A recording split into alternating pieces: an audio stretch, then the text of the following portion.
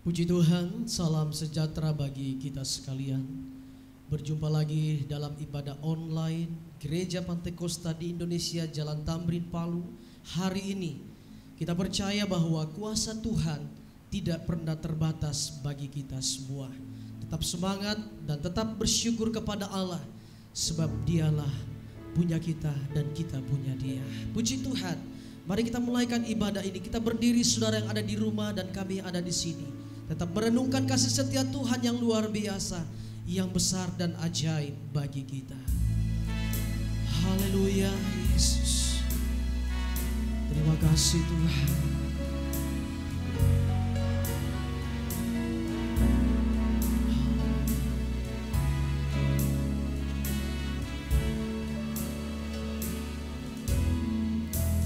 Ku renungkan kasih setia Tuhan, ku renungkan ajaib kuasa-Nya, tak terhitung berkat-Nya bagiku, yang ku alami setiap waktu. Renungkan kasih setia Tuhan. Haleluya. Ku renungkan kasih setia Tuhan, Kau ajaib Bapa.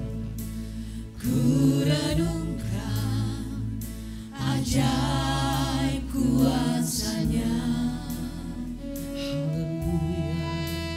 tak terhitung berkat-Nya bagiku, yang ku alami setiap waktu. Yang mustahil dijadikannya berhasil, bila doamu sungguh naik kepadanya. Ucap terima kasih, terpuji namanya, Tuhan Yesus jadikan berhasil. Ku renungkan kasih setia Tuhan, Haleluya. ku renungkan ajaib kuasa-Nya, tak terhitung berkat-Nya bagiku, yang ku alami setiap waktu. Yang mustahil dijadikannya berhasil, bila doamu sungguh naik kepadanya. Ucap terima kasih, terpuji namanya, Tuhan Yesus jadikan berhasil. Yang mustahil dijadikannya berhasil, bila doamu sungguh naik kepadanya. Ucap terima kasih, terpuji namanya, Tuhan Yesus jadikan berhasil. Tuhan Yesus, Tuhan Yesus, jadikan berhasil. Tuhan Yesus, jadikan berhasil. haleluya, oh haleluya. Engkau Allah kami, haleluya. Ajaib kuasa-Mu Tuhan Yesus.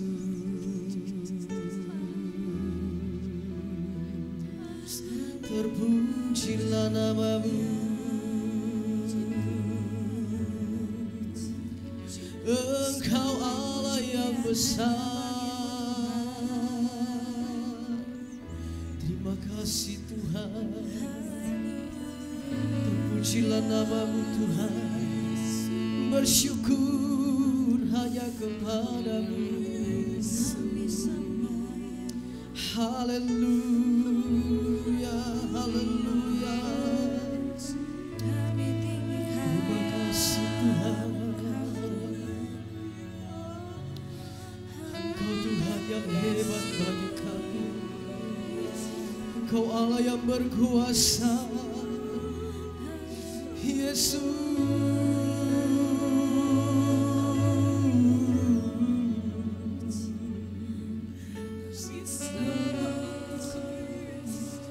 Haleluya, haleluya. Terpujilah nama-Mu Tuhan. Terpujilah Engkau Bapa. Kami bersyukur dan berterima kasih kepada-Mu ya Allah, untuk kuasa-Mu yang hebat bagi kami semua. Kau telah menyatakan kasih dan anugerah-Mu bagi kami sampai hari ini. Kami tetap percaya bahwa Tuhan yang kami sembah adalah Tuhan yang besar dan termulia. Terima kasih Tuhan untuk kesempatan yang indah hari ini. Kembali kami bersama-sama berhimpun memuliakan nama Tuhan. Sekalipun terpisah dengan jarak, tetapi yang kami tahu Allah yang sama akan selalu ada bagi kami semua. Terima kasih Bapa yang baik. Terpujilah nama-Mu Tuhan. Kami akan memulaikan ibadah online hari ini. Kami pertaruhkan semua di dalam tangan-Mu dan kuasa-Mu. Jadilah seturut kehendak Allah sendiri. Kami buka ibadah ini Tuhan dan menyerahkan semuanya di dalam nama Bapa, Putra dan Roh Kudus, yaitu di dalam nama Tuhan Yesus Kristus. Haleluya. Amin. Puji nama Tuhan, saudaraku. Kita tetap dalam hadirat Tuhan. Kita percaya bahwa hari ini kita diberi kebebasan dan kemenangan untuk memuliakan Tuhan dengan pujian yang meninggikan dan mengagungkan nama Tuhan, sebab pengharapan kita hanya kepada Dia. Puji Tuhan. Amin.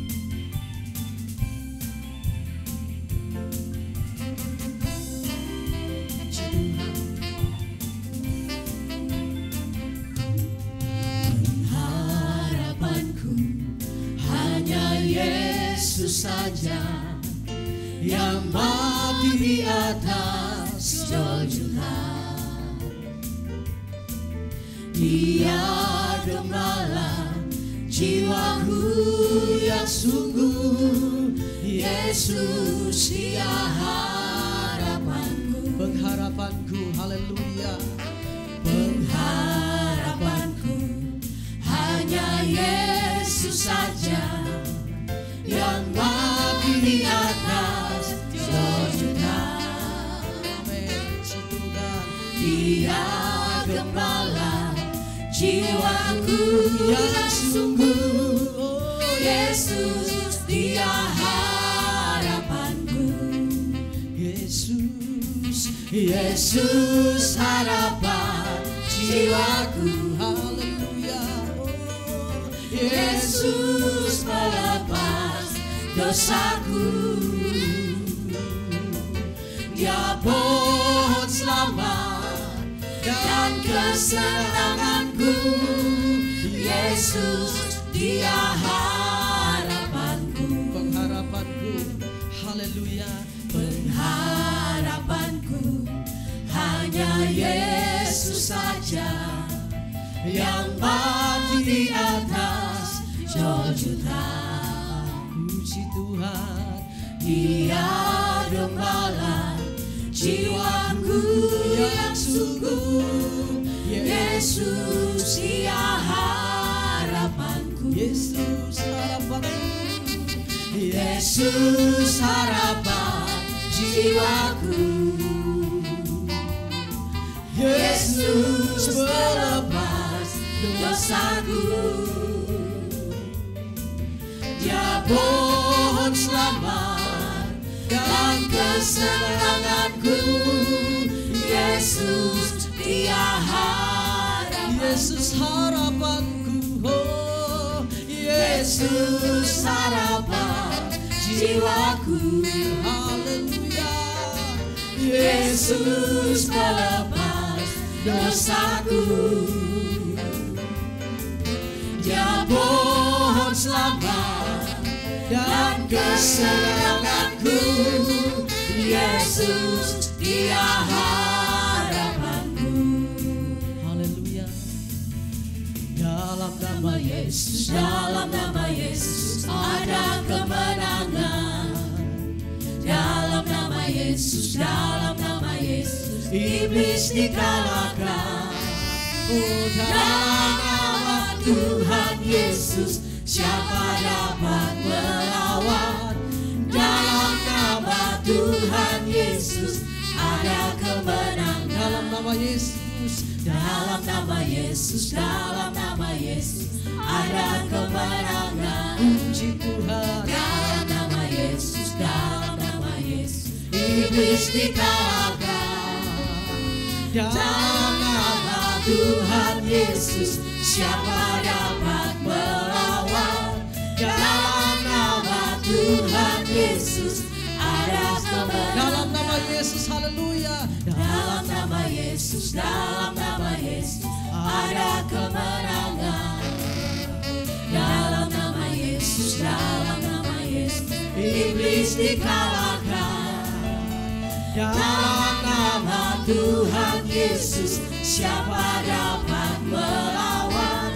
Dalam nama Tuhan Yesus ada kemenangan. Yesusku luar biasa. Yesusku luar biasa. Yesusku luar biasa. Yesusku luar biasa. Yesusku luar biasa. Yesusku luar biasa. Yesusku luar biasa. Yesusku luar biasa. Amin. Yesusku luar biasa. Haleluya. Amin. Amin. Puji Tuhan. Amin. Amin. Amin. Haleluya. Yesusku luar biasa. Yesusku luar biasa. Yesusku luar biasa. Yesusku luar biasa. Amin. Haleluya. Amin. Amin. Puji Tuhan. Amin. Amin. Amin. Haleluya. Amin. Amin. Puji Tuhan. Amin. Amin. Amin. Haleluya. Oh, amin. Amin. Puji Tuhan. Amin. Amin. Amin. Puji nama Tuhan. Haleluya. Haleluya. Puji Tuhan, saudara. Kita telah memuliakan dan mengagungkan nama Tuhan yang besar dan berkuasa. Saatnya mari persiapkan hatimu untuk mendengarkan firman Allah. Ada sesuatu yang luar biasa yang kita akan terima lewat pengorbanan Yesus di kayu salib. Dan kita akan melihat satu bukit yang indah. Di sanalah Dia mati bagi kita semua. Pada satu bukit jauh dari sini. Haleluya. Puji Tuhan. Pada satu bukit Terpujilah nama-Mu Tuhan. jauh Kaulah dari yang berkuasa bagi sini, kami. ku melihat salib berdiri. Dialah Tuhan. Sepotong kayu kasar, tanda dosa besar. Di sana Tuhan ku telah mati. Haleluya. Ku datang pada salib itu. Kami ingat cinta Tuhan. Ku ingat cintanya Tuhanku, Ya Bapa, ya Tuhan. dan ku jatuh pada kakinya.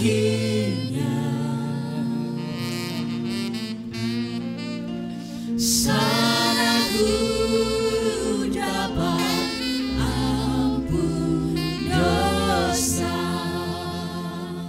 Pada satu bukit Pada satu bukit jauh dari sini, amin. ku melihat salib berdiri. Haleluya. Oh, Sepotong kayu kasar, tanda dosa besar. Di sana Tuhan ku telah mati. katakan ku datang pada salib itu. Ku ingat cintanya Tuhanku, ajaib, ajaib. dan ku jatuh pada kakinya. Sana ku dapat, Sana ku dapat ampun dosa.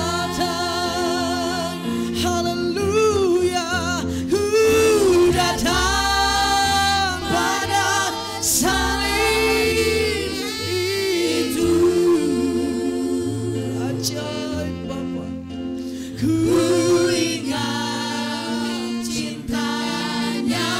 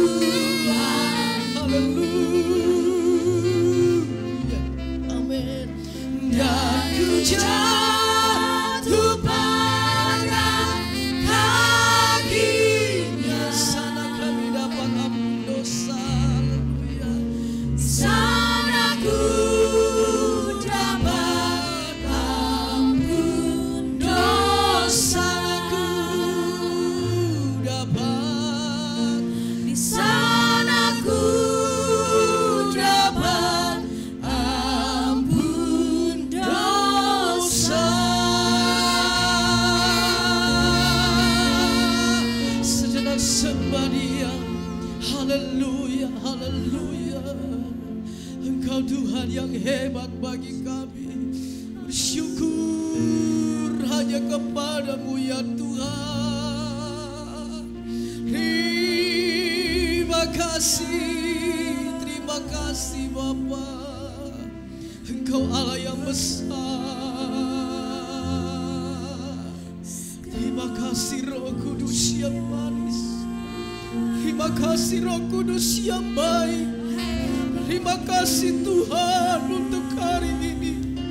Jemaat-Mu memulihkan kehidupan kami ya Tuhan. Terima kasih Tuhan. Terima kasih. Karya dan kasih-Mu luar biasa bagi kami Tuhan. Yang kami agungkan dan kami sembah Engkau Raja di atas segala raja. Perhimpunan kami Tuhan sekalipun berbeda tempat, kami tahu Engkau Tuhan yang tidak pernah meninggalkan kami. Engkau Allah yang mengasihi dan memelihara kehidupan kami sampai hari ini. Kami sehat kuat karena pertolongan Tuhan yang luar biasa. Apa yang kami naikkan Tuhan, pujian dan penyembahan kami kepadamu, mungkin belum berarti bagi Engkau, tetapi yang kami tahu Tuhan, Engkau membuka hati bagi kami.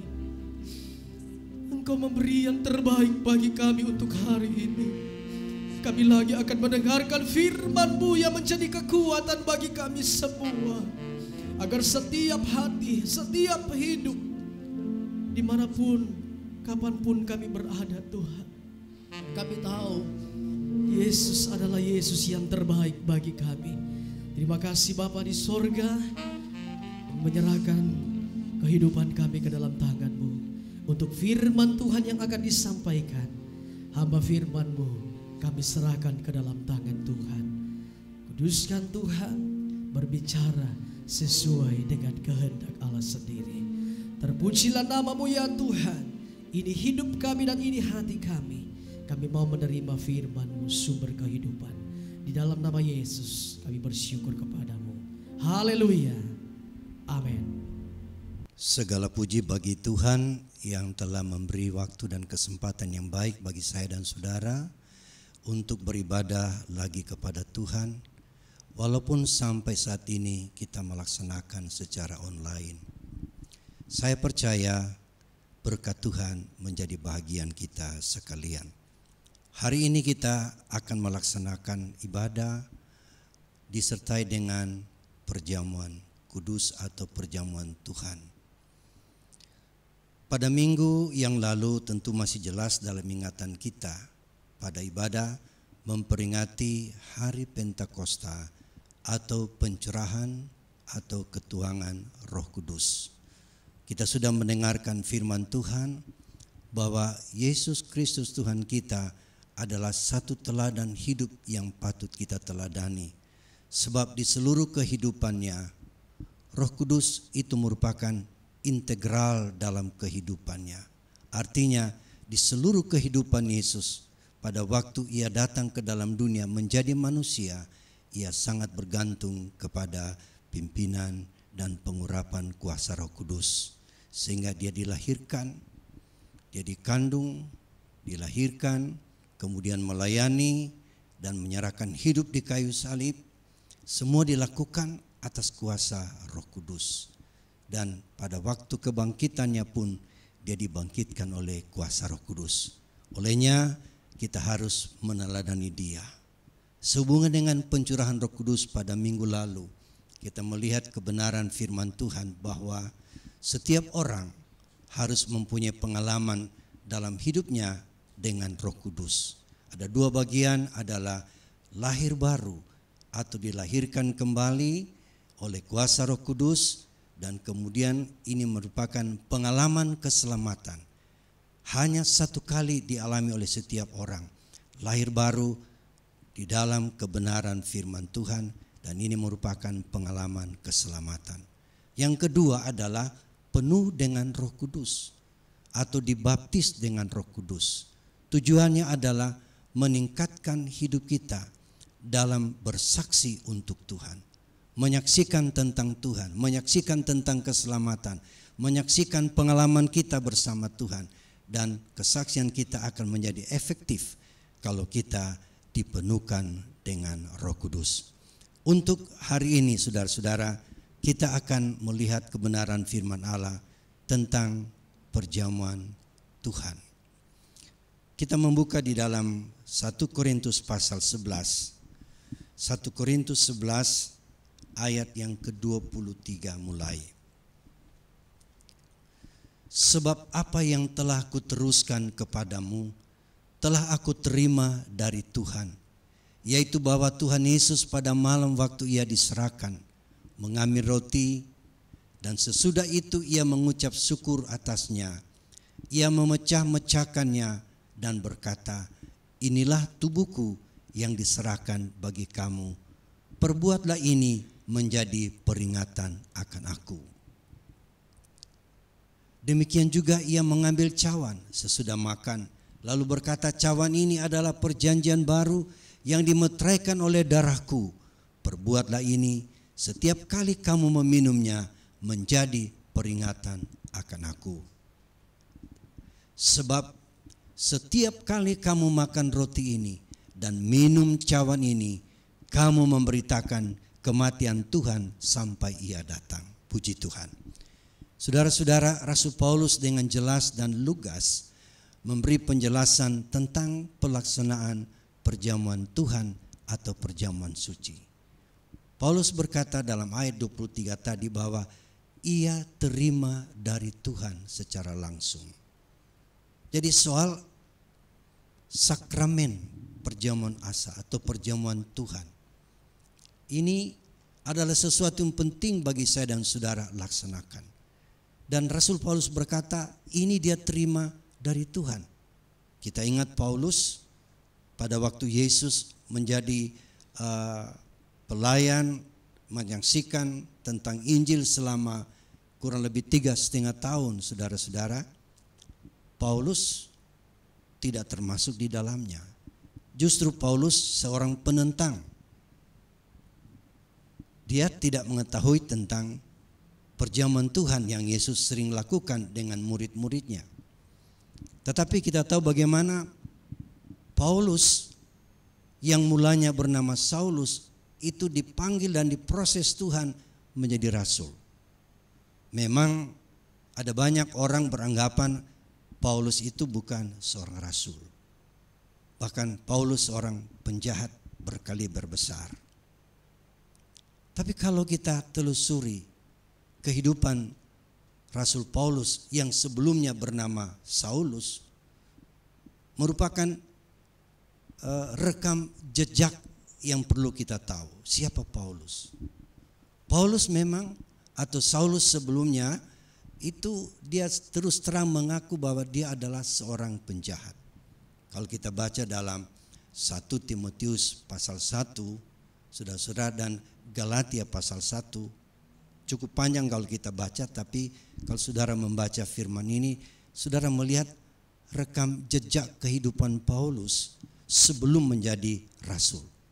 Tatkala itu namanya Saulus. Dia adalah penjahat. Dia adalah pembunuh. Dia melawan orang Kristen, menganiaya dan membunuhnya. Mereka, saudara-saudara, bahkan satu ketika dia berniat pergi ke Damsyik. Dia memintakan surat kuasa dari imam besar. Dengan surat kuasa itu, dengan kuasa penuh, dia pergi dengan pasukannya ke Damsyik. Dan di saat itulah Tuhan memanggil dia. Tuhan memanggil dia, ini kami sudah ceritakan beberapa minggu yang lalu. Tuhan memanggil dia untuk menjadi alat di tangan Tuhan. Ini kita tidak ragukan, dia memang adalah rasul yang dipanggil dan dipilih oleh Tuhan. Saudara-saudara, khusus kalau kita lihat di dalam Kisah Rasul pasal 9, bagaimana kepada seorang yang bernama Ananias, Kisah Rasul pasal 9, bagaimana Tuhan menyatakan kepadanya bahwa Paulus itu akan menjadi alat di tangan Tuhan. Kisah Rasul pasal 9 ayat 10. Di Damsyik ada seorang murid Tuhan bernama Ananias. Firman Tuhan kepadanya dalam suatu penglihatan, "Ananias." Jawabnya, "Ini aku Tuhan." Firman Tuhan, "Mari, pergilah ke jalan yang bernama Jalan Lurus dan carilah di rumah Yudas seorang dari Tarsus yang bernama Saulus. Ia sekarang berdoa. Dan dalam suatu penglihatan ia melihat bahwa seorang yang bernama Ananias masuk ke dalam dan menumpangkan tangannya ke atasnya supaya ia dapat melihat lagi." Jawab Ananias, "Tuhan, dari banyak orang telah ku dengar tentang orang itu, betapa banyaknya kejahatan yang dilakukannya terhadap orang-orang kudus-Mu di Yerusalem. Dan ia datang kemari dengan kuasa penuh dari imam-imam kepala untuk menangkap semua orang yang memanggil nama-Mu. Tetapi firman Tuhan kepadanya, pergilah, sebab orang ini adalah alat pilihan bagiku untuk memberitakan namaku kepada bangsa-bangsa lain serta raja-raja dan orang-orang Israel." Ini kita lihat latar belakang panggilan daripada Saulus menjadi rasul dan namanya berubah menjadi Paulus. Saudara-saudara, kita lihat bahwa dalam penglihatan di tengah jalan menuju ke Damsyik, dia melihat cahaya dan mendengar suara Yesus berkata, "Mengapa engkau menganiaya aku?" Lalu Tuhan menyuruh kepada Paulus bangkit dan pergi ke kota Damsyik. "Masuklah di rumah seseorang dan engkau akan menemui seorang yang bernama Ananias. Dan orang itu akan menumpangkan tangan kepadamu." Nah, ini Tuhan berfirman kepada Saulus. Lalu kepada Ananias Tuhan juga berbicara untuk meneguhkan apa yang sedang dialami oleh Rasul Paulus. Jadi tidak bisa diragukan. Ini bukan suatu rekayasa, tetapi adalah kisah nyata panggilan Paulus untuk menjadi seorang rasul Tuhan yang luar biasa. Dia menulis lebih dari separuh suratan-suratan di dalam Alkitab. Ada kurang lebih 21 suratan, itu 14 ditulis oleh Rasul Paulus. Karena memang dia adalah rasul Tuhan yang akan dipakai oleh Tuhan. Nah, untuk itu saudara-saudara, soal kerasulan Paulus kita tidak ragukan. Dia rasul yang dipilih oleh Tuhan. Walaupun di sana-sana kita dengar cemoohan terhadap Paulus. Dia adalah seorang penjahat. Memang tadinya penjahat. Dia lakukan dengan sepenuh hati, saudara. Tetapi setelah dipanggil dan diubahkan Tuhan, dia menjadi rasul Tuhan. Nah, dalam banyak ajarannya, termasuk perjamuan asa atau perjamuan suci atau perjamuan Tuhan ini, kita lihat dia langsung terima dari Tuhan. Yang tadinya dia tidak lakukan bersama dengan Yesus, sementara dia menjadi penentang pada waktu itu. Tapi setelah dia menerima panggilan, dia mengerti apa makna perjamuan Tuhan dalam hidup orang percaya.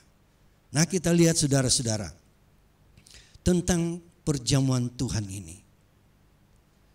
Khusus ayat yang ke-26 tadi dikatakan, setiap kali dalam 1 Korintus 11 ayat 26, sebab setiap kali kamu makan roti dan minum cawan ini, kamu memberitakan kematian Tuhan sampai ia datang. Setiap kali, artinya bisa berkali-kali. Setiap kali artinya tidak terbatas. Setiap kali melaksanakan perjamuan Tuhan. Kalau kita lihat sejarah gereja mula-mula, pada tahun 30 setelah Roh Kudus dicurahkan, 120 murid yang menanti, lalu mereka penuh dengan Roh Kudus. Banyak orang mengejek dan mengolok. Mereka berkata, mereka ini adalah orang-orang yang lagi mabuk anggur. Tapi Petrus berkata, kami tidak mabuk anggur.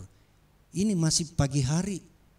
Tetapi apa yang kami alami adalah kegenapan perjanjian Tuhan. Janjinya bahwa dia akan mencurahkan rohnya atas kami. Lalu Petrus mulai berkhotbah.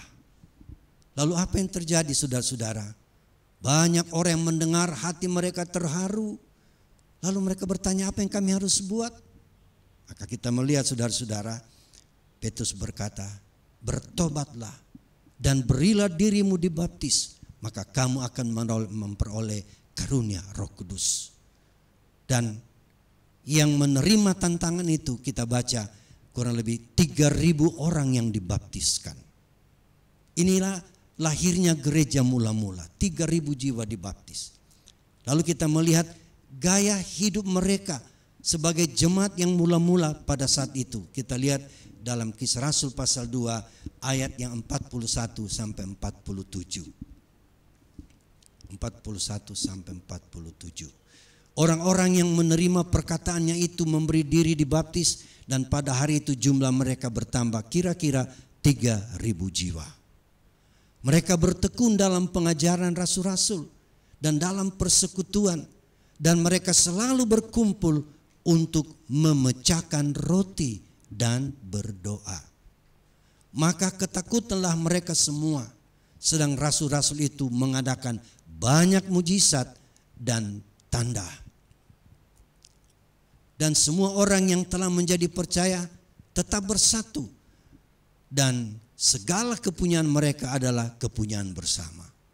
Dan selalu ada dari mereka yang menjual harta miliknya, lalu membagi-bagikannya kepada semua orang sesuai dengan keperluan masing-masing. Dengan bertekun dan dengan sehati, mereka berkumpul tiap-tiap hari dalam bait Allah. Mereka memecahkan roti di rumah masing-masing secara bergilir dan makan bersama-sama dengan gembira, dengan tulus hati. Kita lihat gaya hidup dari jemaat mula-mula, bersekutu setiap hari dari rumah ke rumah, mereka memecahkan roti. Saudara-saudara, tiap-tiap hari, sehingga dikatakan jumlah mereka semakin banyak orang yang percaya. Puji Tuhan. Jadi kita melihat perjamuan Tuhan ini penting. Itulah yang diterima oleh Rasul Paulus. Dan khusus tadi ayat 26 dikatakan setiap kali. Jadi seberapa banyak kali gereja kita, Gereja Pantekosta Indonesia menetapkan sebaiknya setiap bulan sekali kita lakukan. Itulah sebabnya setiap awal bulan kita melakukan perjamuan suci atau perjamuan Tuhan. Saudara-saudara yang dikasihi Tuhan, hari ini kita mau melakukan itu. Tujuannya adalah atau maksudnya adalah tatkala kita melaksanakan perjamuan Tuhan ini, dikatakan oleh Paulus tadi, kita memberitakan kematian Tuhan. Kematian Tuhan harus menjadi berita pokok gereja Tuhan. Apa sebabnya? Karena kalau tidak ada kematian Tuhan, kematian Yesus Kristus, keselamatan kita tidak peroleh. Saudara-saudara yang kekasih di dalam Tuhan, di sana-sana kita dengar beberapa pertanyaan muncul. Kenapa Tuhan bisa mati? Tuhan yang bagaimana yang bisa mati? Tuhan yang orang Kristen itu bisa mati. Saudara-saudara, memang kalau kita hanya lihat satu kalimat ini, tapi kalau kita lihat firman Tuhan secara komprehensif, secara luas, kematian Tuhan itu atau kematian Yesus adalah kematian yang direncanakan Tuhan. Bukanlah kematian sebagai kecelakaan, tetapi sebuah kematian yang direncanakan. Pada Paskah dan perjamuan Asa bulan lalu, saudara-saudara, kami sudah menjelaskan bahwa kematian Yesus dirancang dari kekekalan. Dari kekekalan sudah dirancang, saudara-saudara. Mengapa? Untuk menyelamatkan manusia yang sudah jatuh di dalam dosa. Dengan jalan apa manusia bisa diselamatkan? Karena ia sudah jatuh di dalam dosa, saudara-saudara. Maka kalau kita lihat secara meluas dalam firman Tuhan bahwa lewat kematian Yesus, akan ada pengampunan dosa. Juga minggu-minggu lalu kami sudah menjelaskan. Tetapi mari pagi hari ini kami jelaskan dari sisi yang lain. Kematian Yesus terjadi oleh karena Dia telah mengambil rupa manusia. Memang kalau Dia Allah, Dia Tuhan, tidak bisa mati. Tapi untuk bisa mati dan menumpahkan darahnya sebagai jalan pengampunan dosa, maka Ia harus menjadi manusia. Dalam Filipi pasal 2 ayat yang kelima mulai kita lihat bagaimana Yesus menjadi manusia. Hendaklah kamu dalam hidupmu bersama menaruh pikiran dan perasaan yang terdapat juga dalam Kristus Yesus, yang walaupun dalam rupa Allah, Yesus adalah Allah, tidak menganggap kesetaraan dengan Allah itu sebagai milik yang harus dipertahankan, melainkan telah mengosongkan dirinya sendiri. Dia mengosongkan dirinya, menghampakan dirinya dalam terjemahan lain. Dalam bahasa asli dikatakan mengkenosiskan diri, kenosis, menghampakan diri. Dan mengambil rupa seorang hamba dan menjadi sama dengan manusia. Dan dalam keadaan sebagai manusia, Ia telah merendahkan dirinya dan taat sampai mati, bahkan sampai mati di kayu salib. Jadi supaya bisa mati di kayu salib untuk menebus dosa umat manusia, maka Dia harus menjadi manusia sama dengan manusia. Jadi yang mati adalah kemanusiaannya. Hakikat kealahannya tidak bisa mati. Ayat 9. Itulah sebabnya Allah sangat meninggikan Dia dan mengaruniakan kepadanya nama di atas segala nama. Haleluya. Supaya dalam nama Yesus bertekuk lutut segala yang ada di langit dan ada yang di atas bumi dan yang ada di bawah bumi. Jadi itulah rencana Allah. Dia telah menjadi manusia. Yesus menjadi manusia dan supaya Ia dapat mati di kayu salib. Kematian saya katakan adalah direncanakan oleh Tuhan supaya darahnya tercurah dan darah itu membasuh kita bersih dari dosa dan salah dan kita dapat menjalani kehidupan yang kudus di hadapan Tuhan. Jadi, tatkala kita mengambil bagian dalam perjamuan suci, kita sedang beritakan kepada dunia. Juga kita mengatakan pada diri kita sendiri. Kita mengatakan kepada teman-teman kita bahwa kita sedang memberitakan kematian daripada Tuhan Yesus. Haleluya. Untuk apa kematian itu, saudara? Sekali lagi, untuk menyelamatkan manusia. Inilah yang Paulus katakan di dalam Efesus pasal 1. Efesus pasal 1. Mulai ayatnya yang ketiga. Terpujilah Allah dan Bapa Tuhan kita Yesus Kristus, yang dalam Kristus telah mengaruniakan kepada kita segala berkat rohani di dalam sorga. Jadi di dalam Yesus Kristus yang telah menjadi manusia dan mati di kayu salib, melaluinya kita memperoleh berkat-berkat rohani yang dari sorga. Apa itu berkat-berkat yang dari sorga melalui Yesus Kristus? Kita lihat ayat selanjutnya, ayat 4. Sebab di dalam Dia, di dalam Yesus itu, Allah telah memilih kita sebelum dunia dijadikan supaya kita kudus dan tak bercacat di hadapannya. Jadi Allah memilih kita di dalam Yesus. Jadi Allah memilih manusia lewat Yesus Kristus yang datang ke dalam dunia.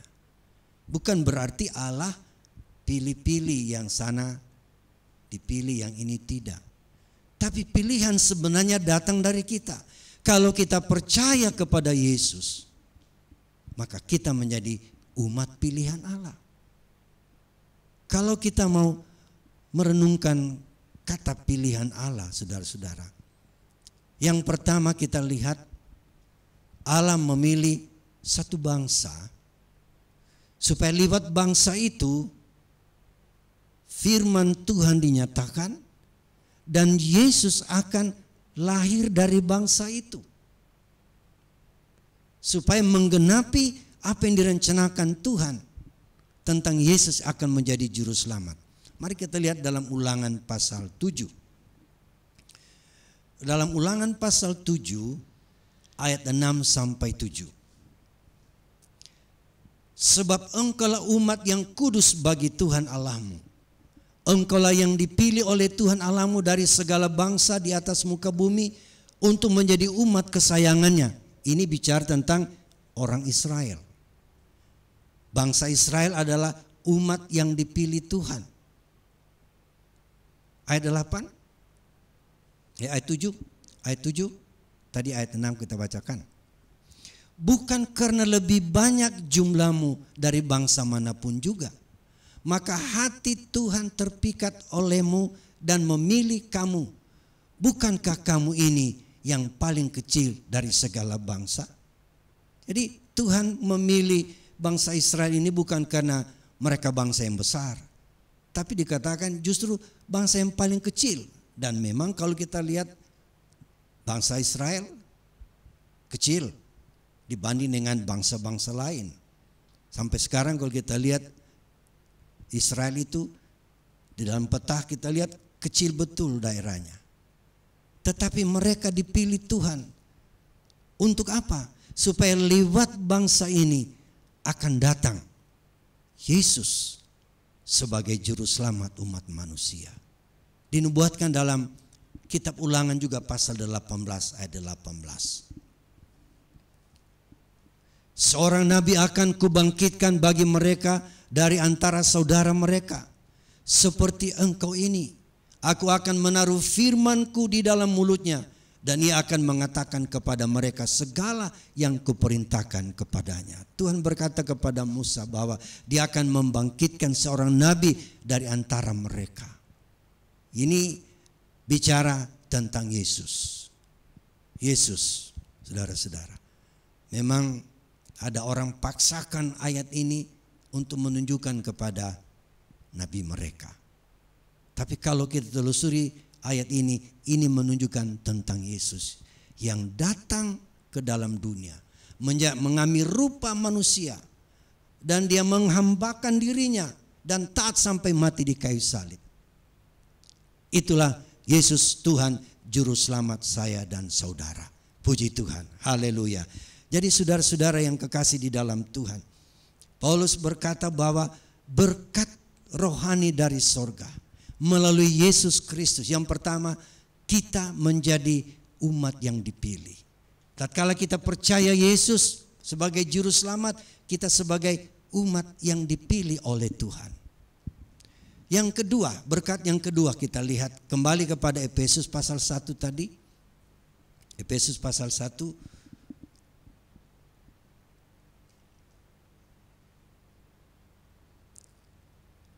Efesus pasal 1 ayat 5.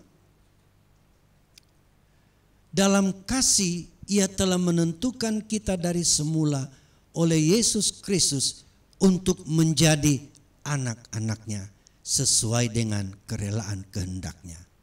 Ini berkat dari sorga, berkat rohani yang kedua dari sorga.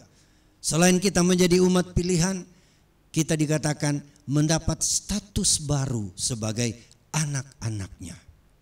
Melalui Yesus Kristus kita menjadi anak-anaknya.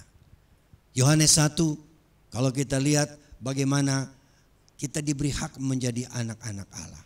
Yohanes 1 ayatnya yang ke-11 mulai. Ia datang kepada milik kepunyaannya, tetapi orang-orang kepunyaannya itu tidak menerimanya. Ini Yesus datang ke dalam dunia. Ayat 12. Tetapi semua orang yang menerimanya diberinya kuasa menjadi anak-anak Allah, yaitu mereka yang percaya di dalam namanya. Jadi orang yang menerima Yesus dan percaya dikatakan diberi hak, diberi kuasa menjadi anak-anak Allah. Ayat 13. Status kita menjadi anak-anak Allah dikatakan dalam ayat 13. Orang-orang yang diperanakan bukan dari darah atau dari daging. Bukan pula secara jasmani oleh keinginan seorang laki-laki. Melainkan dari Allah. Jadi berkat yang kedua, berkat surgawi. Melalui Yesus Kristus kita menjadi anak-anak Allah. Luar biasa. Jadi anak lurah cukup membanggakan. Apalagi naik status menjadi anak camat, anak bupati, anak gubernur, anak presiden. Waduh, luar biasa. Tetapi kita yang percaya kepada Yesus Kristus dikatakan kita menjadi anak-anak Allah. Namun anak-anak Allah ini saudara harus bertumbuh, berkembang. Harus menjadi dewasa. Tidak boleh tetap kekanak-kanakan. Kita harus menjadi dewasa di dalam Tuhan, anak-anak Allah. Dunia rindu, segala makhluk rindu. Kenyataan mana itu anak-anak Allah? Itulah orang percaya. Dalam Roma 8 ayat 19 berkata, sebab dengan sangat rindu seluruh makhluk menantikan saat anak-anak Allah dinyatakan. Semua makhluk rindu mana itu anak-anak Allah. Satu ketika kita akan melihat kenyataan anak-anak Allah sebagai rencana abadi dari Tuhan, bahwa gerejanya akan mencapai standar ini. Haleluya. Puji Tuhan. Rasul Yohanes juga menjelaskan bahwa memang disadari sekarang belum nyata, tapi kelak akan nyata hidup kita sebagai anak-anak Allah. 1 Yohanes pasal yang ketiga. 1 Yohanes pasal yang ketiga dan ayatnya yang pertama mulai. Lihatlah betapa besarnya kasih yang dikaruniakan Bapa kepada kita sehingga kita disebut anak-anak Allah. Dan memang kita adalah anak-anak Allah. Karena itu dunia tidak mengenal kita sebab dunia tidak mengenal Dia. Besar kasih Allah sehingga kita disebut anak-anak Allah. Ayat yang kedua. Saudara-saudaraku yang kekasih, sekarang kita adalah anak-anak Allah, tetapi belum nyata apa keadaan kita. Belum, berarti kita harus menjalani satu proses kehidupan supaya kita nyata sebagai anak-anak Allah. Tetapi belum nyata apa keadaan kita kelak. Akan tetapi kita tahu bahwa apabila Kristus menyatakan dirinya, kita akan menjadi sama seperti Dia. Haleluya. Sebab kita akan melihat Dia di dalam keadaannya yang sebenarnya. Ayat 3. Setiap orang yang menaruh pengharapan itu kepadanya. Jadi setiap kita, setiap orang yang menaruh pengharapan itu kepadanya untuk nyata sebagai anak-anak Allah yang sama seperti Yesus. Apa yang harus kita lakukan? Menyucikan diri sama seperti Dia yang adalah suci. Jadi kita harus, prinsipnya kita harus hidup dalam kesucian. Hidup dalam kekudusan setiap hari. Kita harus kudus saudara-saudara. Kita harus menjalani hidup yang kudus. Rasul Petrus menulis dalam 1 Petrus pasal 1. 1 Petrus pasal 1 ayat 15 mulai. Tetapi hendaklah kamu menjadi kudus di dalam seluruh hidupmu, sama seperti Dia yang kudus yang telah memanggil kamu. 16. Sebab ada tertulis, kuduslah kamu sebab aku kudus. Tanpa kekudusan kita tidak bisa memandang Tuhan. Tanpa kesucian hidup kita tidak bisa memandang Tuhan. Bagaimana kita bisa memperoleh hidup yang kudus? Bagaimana kita bisa peroleh kehidupan yang kudus, saudara-saudara? Yesus berkata dalam Yohanes 17 ayat 17.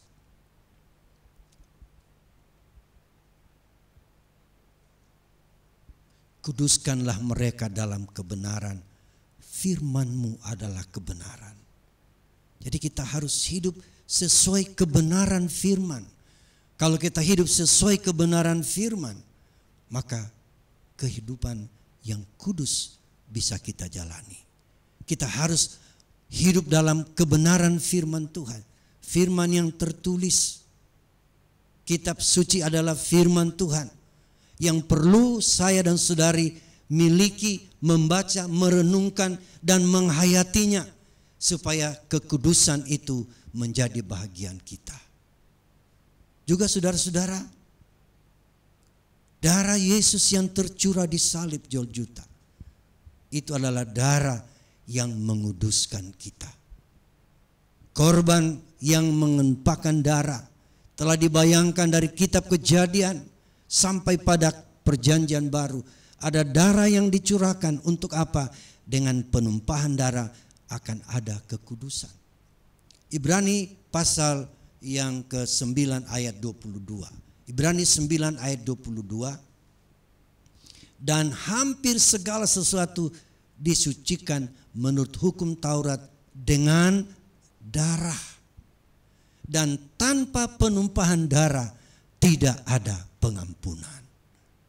Itulah sebabnya saudara-saudara, prinsip dalam hidup umat Kristen, orang percaya, dosa kita bisa terselesaikan bila kita datang dalam kebenaran firman. Memohon kemurahan Tuhan supaya dosa kita diampuni, supaya darah Kristus membasuh kita. 1 Yohanes pasal 1 ayat 7 mulai. 1 Yohanes pasal 1 ayat 7 mulai. Tetapi jika kita hidup di dalam terang sama seperti Dia ada di dalam terang, maka kita beroleh persekutuan seorang dengan yang lain.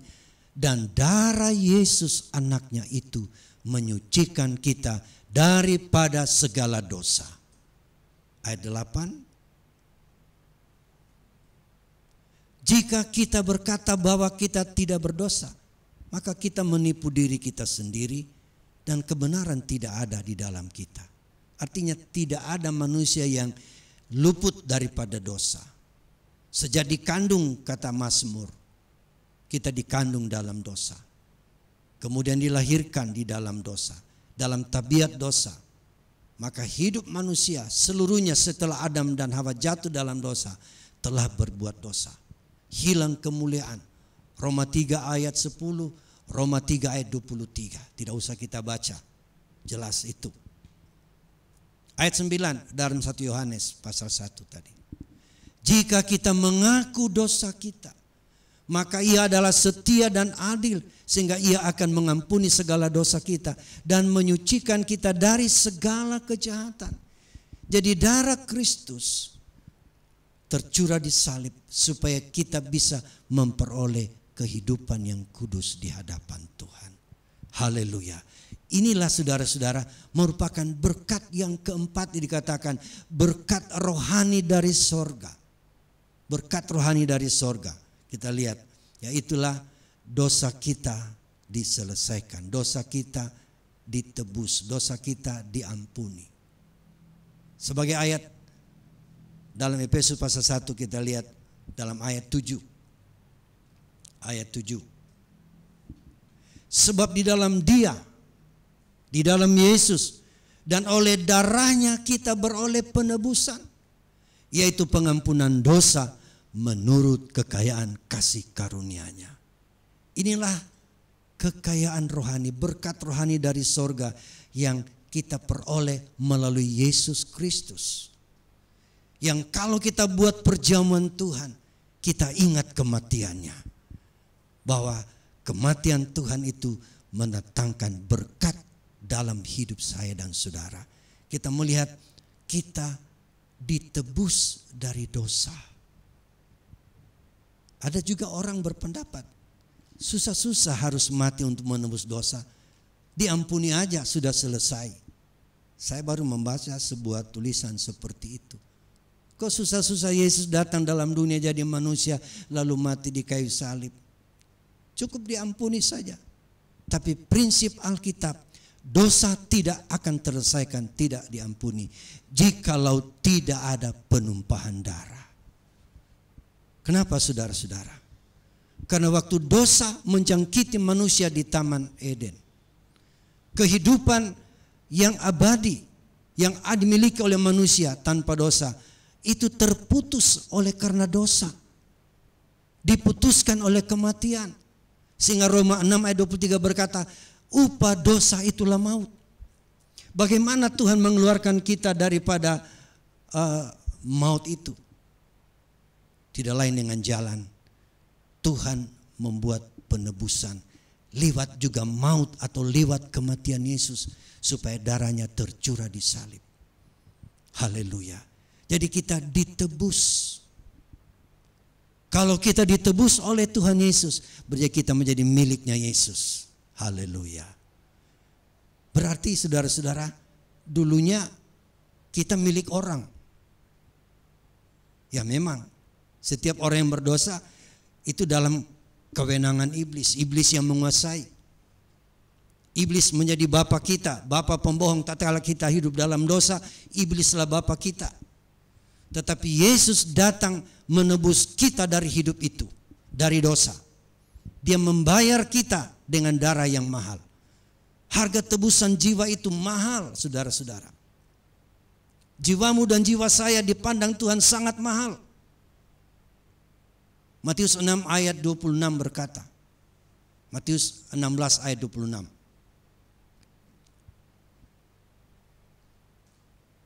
Apa gunanya seorang memperoleh seluruh dunia tetapi kehilangan nyawanya? Apakah yang dapat diberikannya sebagai ganti nyawanya? Jadi seluruh harta duniawi tidak bisa dibandingkan dengan harga satu jiwa. Yang berarti pula tidak ada satu orang bisa selamat dari dosa dan bisa masuk surga. Harga penebusan kita, harga satu jiwa itu mahal. Mazmur 49. Mazmur 49, kita lihat. Dalam Mazmur 49 di sana jelas mengenai harga penebusan kita itu sangat mahal. Kalau kita membaca ayat-ayat dalam pasal ini, yaitu dari ayat pertama sampai ayat yang ke-6, itu adanya orang yang mengandalkan kekayaan. Adanya orang mengandalkan kekayaan.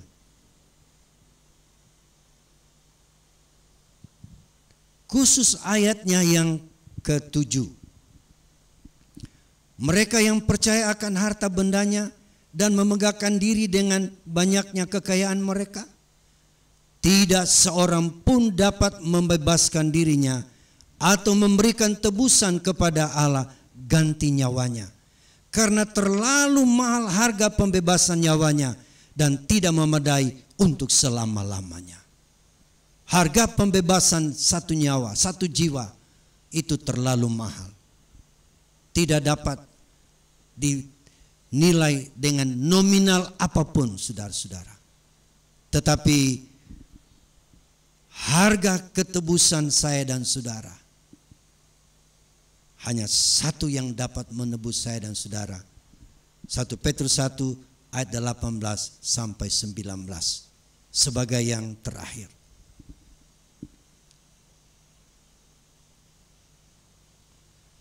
Kamu tahu bahwa kamu telah ditebus dari cara hidupmu yang sia-sia, yang kamu warisi dari nenek moyangmu itu, bukan dengan barang yang fana, bukan pula dengan perak atau emas, melainkan dengan darah yang mahal, yaitu darah Kristus yang sama seperti darah anak domba yang tak bernoda dan tak bercacat.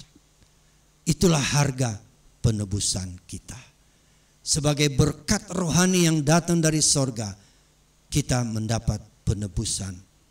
Kita ditebus dari hidup yang sia-sia dengan harga yang mahal, itulah darah Yesus yang tercurah di salib. Yang hari ini kita akan menikmatinya, merenungkannya, dan mengenangnya, saudara-saudara. Kematian Yesus untuk menebus saya dan saudara. Lewat perjamuan suci kita bisa mengenang tentang itu. Mari kita satu di dalam doa setelah firman ini kami sampaikan. Kita satu dalam doa. Bapa di sorga, Allah yang maha kasih dan maha murah, kami tahu rencana-Mu indah bagi kami. Telah menebus kami dari hidup yang penuh dosa, hidup yang terancam penghukuman kekal dalam api neraka. Tapi Engkau telah menebus kami dengan harga tunai di kayu salib. Darah-Mu yang tercurah dan kematian-Mu untuk menebus kami. Kami ingin memberitakannya kepada dunia bahwa kami adalah umat-umat yang ditebus dari hidup yang sia-sia. Puji Tuhan. Layakan kami untuk menerima perjamuan hari ini, untuk kami sehati seia sekata mengenang dan mengingat tentang kematian-Mu di atas kayu salib. Haleluya. Di dalam nama Yesus Kristus kami sudah berdoa. Amin.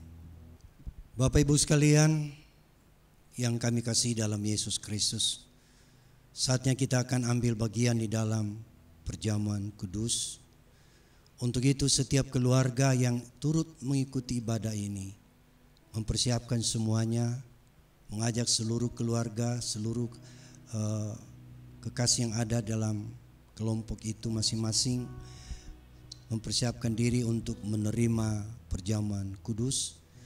Dan seorang bapak atau seorang ibu yang ada di situ sebagai orang tua, silakan melayani keluarga yang bersama-sama dengan kita untuk menerima perjamuan ini. Sementara itu kita lakukan pujian Ku Datang pada Salib itu, dan seluruh keluarga mempersiapkan dan melayani.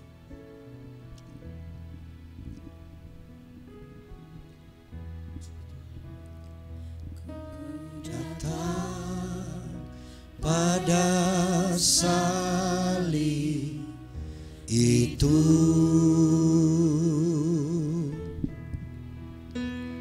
ku ingat cintanya Tuhanku, dan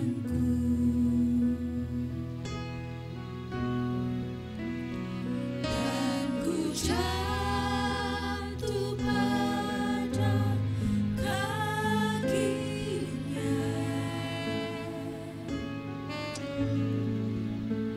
Sana ku dapat ampun dosa.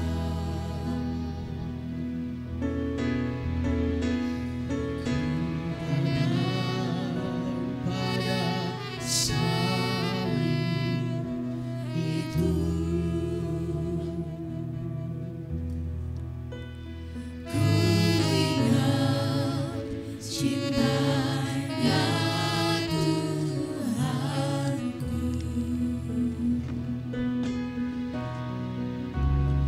dan ku jatuh pada kakinya.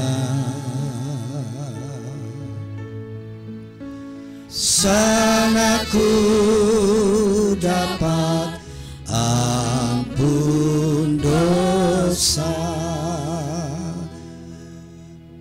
Saya ajak kita semua bangkit berdiri dengan roti di tangan kanan kita, dan kita lakukan pujian ini sekali lagi. Ku datang pada salib itu. Ku datang pada salib itu, ku ingat cintanya Tuhanku,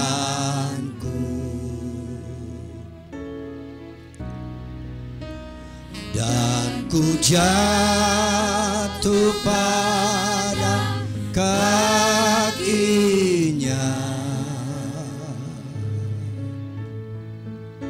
Sana ku dapat ampun dosa. Haleluya. Bapa di sorga, kini kami ada dalam persekutuan melalui perjamuan Tuhan. Roti dan anggur di tangan kanan kami. Tuhan, layakkan kami untuk bersekutu denganmu saat ini. Ampuni salah dan kekurangan kami. Layakkan kami menerima tubuh dan darah-Mu, agar kuasa dan kasih-Mu terimpartasi di setiap hidup kami. Terpujilah akan Tuhan. Roti kita angkat di tangan kanan. Ketika mereka sedang makan, Yesus mengambil roti, mengucap berkat, memecah-mecahkannya, lalu memberikannya kepada murid-muridnya dan berkata, ambillah, makanlah, inilah tubuhku. Kita makan di dalam nama Yesus.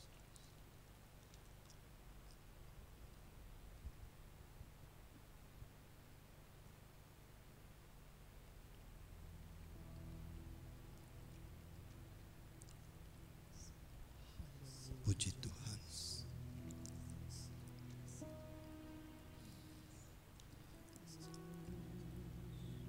Makasih Tuhan. Kita angkat cawan. Sesudah itu ia mengambil cawan, mengucap syukur lalu memberikannya kepada mereka dan berkata, minumlah kamu semua dari cawan ini, sebab inilah darahku, darah perjanjian yang ditumpahkan bagi banyak orang untuk pengampunan dosa. Kita minum di dalam nama Yesus.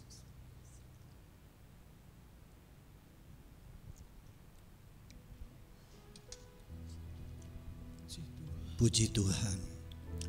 Terima kasih Tuhan. Terima kasih buat kemurahan-Mu. Lewat perjamuan Tuhan, lewat perjamuan kudus saat ini, kami boleh menikmati kasih dan kuasa-Mu, supaya kami teguh dan kuat dalam memberitakan kematian-Mu kepada dunia, sampai Engkau kembali pada kali yang kedua. Terpujilah akan Tuhan. Kami percaya berkat-Mu telah menjadi bahagian kami. Yang lemah dikuatkan, yang susah dihiburkan, yang sakit disembuhkan, dan pertolongan Tuhan terjadi atas kita sekalian. Terima kasih Bapa di sorga. Kami sudah berdoa dan bersyukur hanya di dalam nama Yesus Kristus Tuhan kami. Haleluya. Yang percaya berkata, amin. Puji Tuhan. Tuhan memberkati kita. Puji Tuhan, saudaraku yang dikasihi. Saya percaya lewat ibadah, dengan lewat perjamuan Tuhan hari ini, kita diberkati oleh Tuhan. Kita akan segera tamatkan ibadah kita pada hari ini. Mari sekali lagi saya jemput kita berdiri bersama-sama, saudara yang ada di rumah dan kami semua yang ada di sini. Kita tetap bersyukur. Puji Tuhan, seperti Yesus. Amin.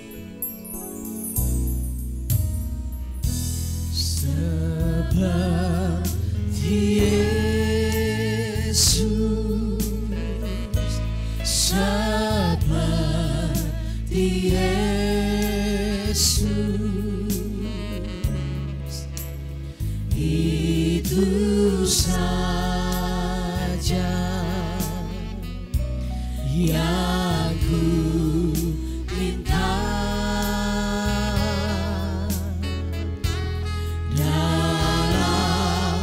Jalanku sampai ke surga.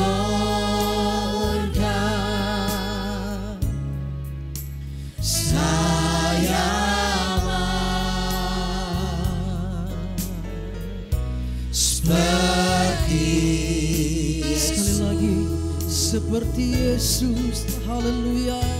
Seperti Yesus, seperti Yesus, itu saja yang ku minta. Dalam jalanku sampai ke sorga,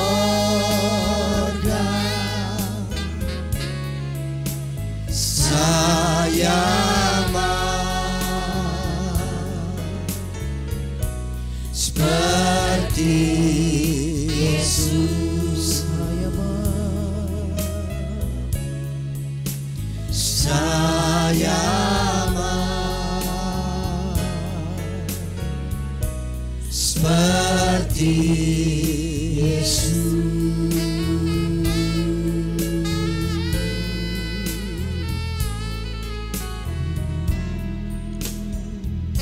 Puji Tuhan.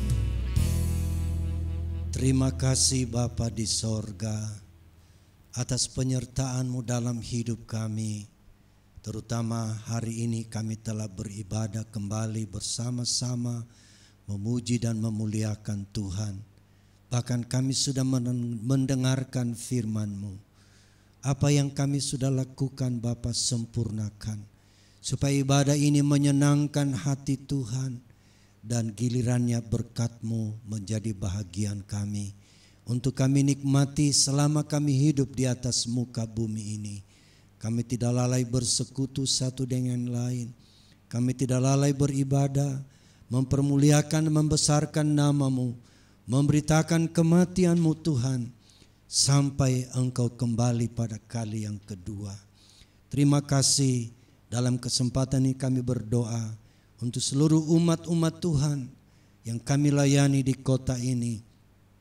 Bahkan siapa saja yang sudah mengikuti acara ini, biarlah berkat-Mu menjadi bahagian kami semua. Berkat jasmani terutama yang rohani. Agar kecintaan kami kepadamu semakin bertambah Tuhan. Sampai Engkau kembali kali yang kedua. Tuhan berkati anak-anak-Mu dalam usaha dan pekerjaan. Apapun mereka kelola sebagai mata pencaharian. Campur tangan. Beri keberhasilan Tuhan. Beri kesehatan bagi kami semua. Kesehatan jasmani, kesehatan rohani, supaya kami leluasa beribadah kepada Tuhan. Kami tetap berdoa Tuhan atas bangsa dan negara kami yang masih berjuang Tuhan untuk memutuskan mata rantai penularan COVID-19 Tuhan. Kiranya apa yang diusahakan oleh pemerintah, oleh badan-badan yang dibentuk Tuhan untuk maksud tersebut, Tuhan juga campur tangan dan memberi keberhasilan agar satu saat yang kami dambakan dan harapkan dalam waktu yang tidak lama lagi Tuhan penularan COVID-19 akan dapat diakhiri dan kami dapat beraktivitas sebagaimana mestinya baik dalam melaksanakan tugas-tugas masing-masing maupun dalam ibadah-ibadah. Umat Tuhan akan leluasa beribadah bersama-sama memuliakan membesarkan nama-Mu. Pemerintah kami berkati mereka dari yang tertinggi sampai yang terendah. TNI dan Polri Tuhan yang juga biar mereka bersatu hati terus untuk menjaga keamanan bangsa kami supaya kami leluasa beribadah kepadamu. Ampuni salah dan dosa kami. Kami percaya berkat-Mu telah menjadi bahagian kami. Itulah sebabnya kekasih-kekasihku dengan mengangkat tangan kita kepada Tuhan. Kita akan mengakhiri ibadah ini. Marilah kita kembali ke tempat kita masing-masing. Membawa berkat dan nikmat dari Allah Bapa. Kasih sayang dari Tuhan Yesus. Persekutuan dalam urapan kuat kuasa Roh Kudus. Menyertai melindungi kita bersama. Mulai hari ini sampai hari Maranatha. Yesus kembali kali yang kedua. Haleluya. Setiap yang percaya berkata, amin. Hai, namaku Feby. Ini kisahku tentang aku menerima Yesus di hidupku. Broken home. Ya, aku hampir mengalaminya. Dulu, aku bisa dibilang adalah orang yang paling bahagia, di mana apa yang aku mau pasti selalu diberikan. Aku minta HP dibelikan, minta ganti HP dibelikan lagi. Begitu juga kalau beli laptop. Uang jajan ke sekolah tidak pernah di bawah 10.000, paling di atas 20.000. Intinya orang paling bahagialah. Ketika SD kelas 6 aku pernah minum. Minuman yang rasanya aneh menurutku, di kamar orang tuaku. Tapi aku anggap biasa saja, karena aku tahu itu adalah air untuk diminum. Sepulang sekolah, aku bertanya pada mamaku, "Mah, tadi malam aku minum minuman yang rasanya aneh," kataku. Dan mamaku berkata, "Jangan diminum lagi." Aku tidak bertanya itu minuman apa, tetapi intinya mamaku melarangku meminumnya lagi. Masa SD pun berlalu. Saat kelas 1 SMP, aku dengan keluargaku pindah rumah. Kami diberikan rumah pemerintahan dan kami tinggal di sana. Hingga akhirnya kejadian yang sama kembali terulang. Saat tengah malam tiba, aku kehausan. Lalu aku melihat botol di atas meja ruang tamu, dan aku kembali meminumnya. Kemudian, aku teringat kejadian saat SD. Saat aku meminum air yang rasanya aneh, tapi aku tetap meminumnya karena terlalu haus. Kejadian itu terus berlanjut, namun aku tidak merasakan apa-apa. Waktu terus berjalan. Hampir setiap hari kedua orang tuaku bertengkar. Tapi aku tidak tahu apa yang mereka ributkan, dan itu membuatku pusing. Setiap papa pulang kerja, dia selalu saja bertengkar dengan mama. Dan akhirnya aku menegur mereka. "Bisa diam gak sih?" teriakku. Tengah malam aku terbangun karena mendengar suara kedua orang tuaku yang sedang bertengkar dengan nada yang keras. Aku mendengar semuanya. Jadi, selama ini air yang aku minum adalah sabu-sabu yang sering diletakkan sembarangan oleh papaku. Aku mulai stres karena orang tuaku bertengkar hebat. Mamaku dan adikku memutuskan untuk pergi dari rumah, menghindari pertengkaran dengan papaku. Sedangkan aku tetap bersama papaku, dan aku menyalahkan Tuhan. "Kenapa ini harus terjadi padaku, Tuhan? Apa ada yang salah denganku?" kataku sambil menangis.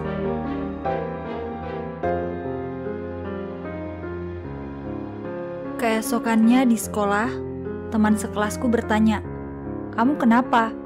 Dan aku menjawab, "Bagaimana caranya aku menghilangkan stres? Hampir setiap hari aku merasa seperti ini." Temanku pun langsung menunjukkan beberapa obat, dan aku tidak tahu itu obat apa.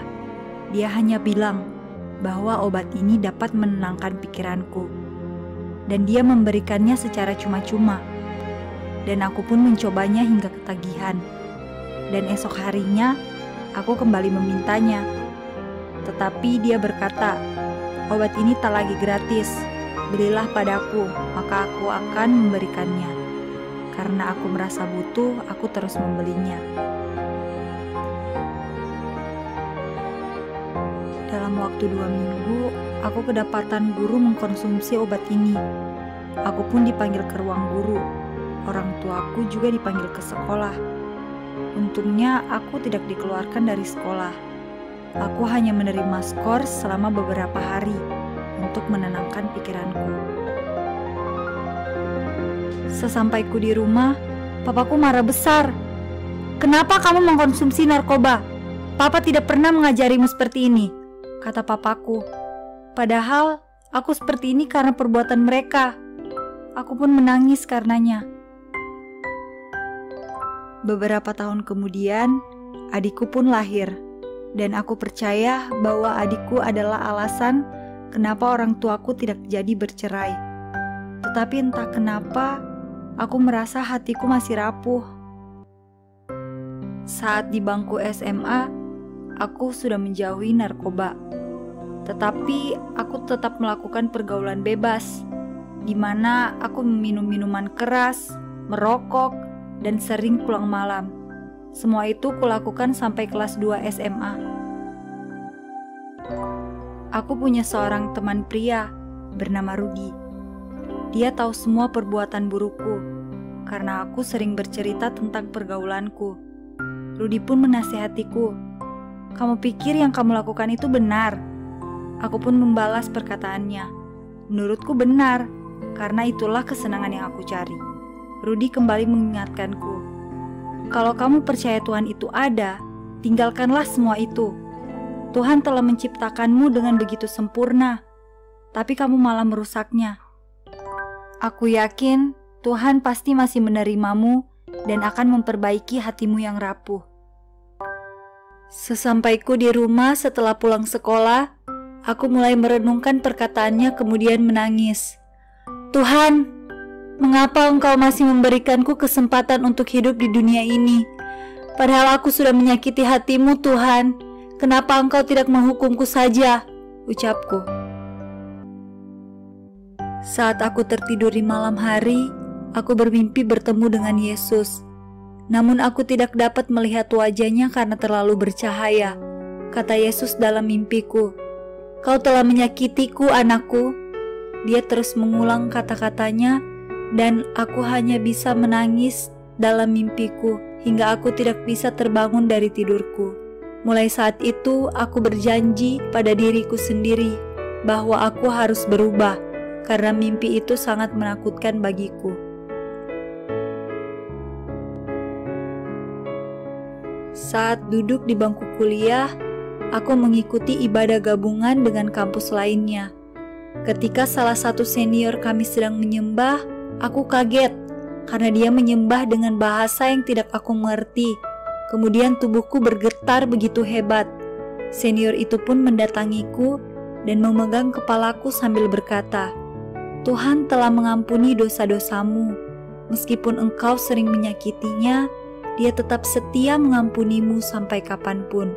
Tanpa sadar aku menangis begitu kuat, dan saat itu aku menerima Yesus di dalam hati dan kehidupanku.